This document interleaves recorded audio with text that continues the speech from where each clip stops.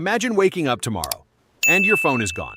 No alarm, no smartwatch, no wall clock, no microwave displaying 7:43 a.m. You look outside, the sun is rising, and you have absolutely no idea what time it is. Is it 6 a.m., 7 a.m., 8 a.m.? Who knows? But for thousands of years, humans lived exactly like this, and somehow they still knew when to wake up, when to work, when to eat, when to meet people, and when it was time to sleep. So how? How did humans know the time? Before clocks? Today, time feels obvious. You look at a screen, 8 o'clock, done. But ancient humans didn't have that luxury. They couldn't check Google. They couldn't ask Alexa. And there was definitely no, "Hey Siri, what time is it?" The sky was their first clock.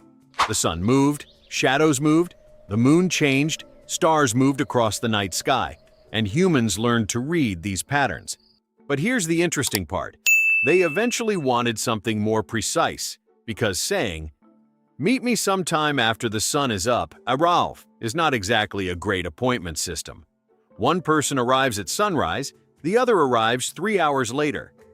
"You said morning. I thought you meant your morning." The simplest timekeeper was the sun.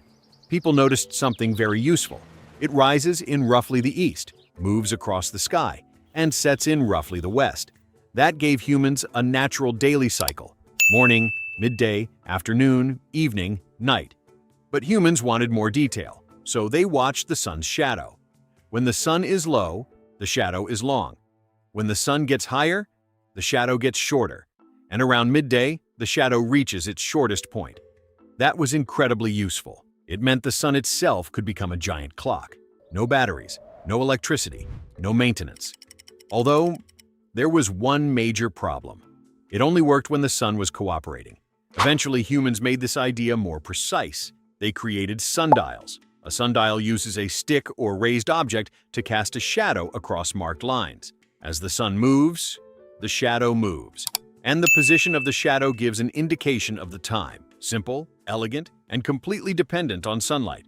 Cloud, problem, rain, bigger problem, night, absolutely useless. Come on, sun. I need you right now. The moon. Not my shift. Different civilizations developed sophisticated ways of measuring time using shadows.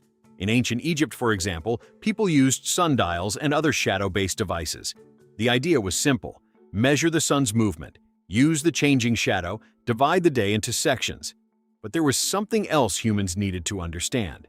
The sun doesn't move through the sky at exactly the same angle every day of the year. Summer is different from winter. Days can be longer or shorter.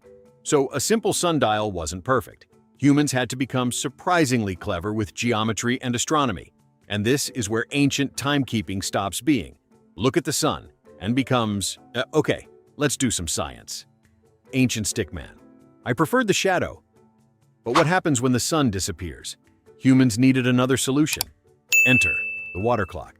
The basic idea is beautifully simple. Water flows at a controlled rate from one container to another. As the water level changes, marks on the container indicate how much time has passed. Instead of asking, "What does the sun say?" you could ask, "How much water has moved?" This worked during the day and at night. Much better. But there was a tiny problem. Temperature could affect how water flows. The shape of the container mattered, and the flow had to be controlled carefully. If your water clock suddenly goes whoosh, congratulations! You've just accidentally invented the fast-forward clock. Humans also found another clever timer: fire. More specifically, candles. A candle could be marked at intervals. As the candle burned down, the markings indicated how much time had passed. For example, one section burned, then another, then another. It wasn't necessarily giving you the exact minute, but it could help measure periods of time. This was useful for things like nighttime routines, religious practices, or keeping track of how long something had been happening. Of course, there was one small issue. If you fell asleep while watching your clock eventually disappeared. Time's up. In parts of Asia, incense clocks became another fascinating way to measure time. Instead of watching a candle burn, people could watch incense slowly burn along a carefully arranged path. When the burning point reached a particular mark, a certain amount of time had passed. This could be surprisingly useful, and it looked much cooler than checking a digital clock. Modern clock, 7:32 p.m. ancient incense. The smoke has reached the third dragon. So what time is that? But humans had another gigantic clock above them. The night sky. People around the world noticed that stars follow regular patterns. Some stars and constellations could help people understand the season or approximate the time of night. And the moon was useful too. Its phases created a longer cycle: new moon, crescent, half moon, full moon, and back again. This wasn't a replacement for a modern clock, but it helped humans organize longer periods of time: months, seasons, festivals, agricultural activities. The sky wasn't just beautiful, it was information. Basically, humans had the world's largest clock, and it was completely free. But most ordinary people didn't need to know. It is exactly 8:47. They needed to know: time to wake up, time to work, time to eat, time for the market, time for religious services. So, communities created shared signals. Bells could announce certain times. Calls, drums, or other signals could also organize daily life in different societies. Imagine living in a town where the bell tells everyone, "Morning," and everyone knows what that means. Except one guy. He's still asleep.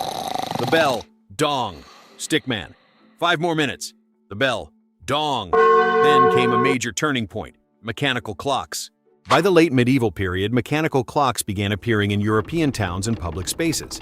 These machines used gears and mechanisms to create regular movement. Now, humans could measure time without depending directly on sunlight. A clock tower could tell an entire community when certain hours had passed. This changed daily life: work, markets, religious services, meetings, travel. Everything could become more precisely scheduled, and humans immediately discovered something amazing. Being late was now officially your fault. So here's the surprising part. People didn't need clocks to understand time. They already understood time through patterns: the sun, shadows, water, fire, stars, the moon, community signals. The clock didn't invent time. It simply gave humans a more precise way to measure something they had been observing forever. For thousands of years, humans looked at the sky and asked, "How much time has passed?"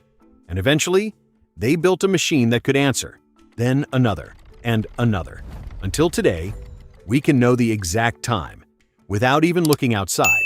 So next time you check your phone for the time, remember, someone thousands of years ago was doing the same thing, just by looking at a shadow. If you enjoyed this little journey through history, subscribe to BIBN Explainer, because there are still a lot of things humans had to figure out before Google could answer them.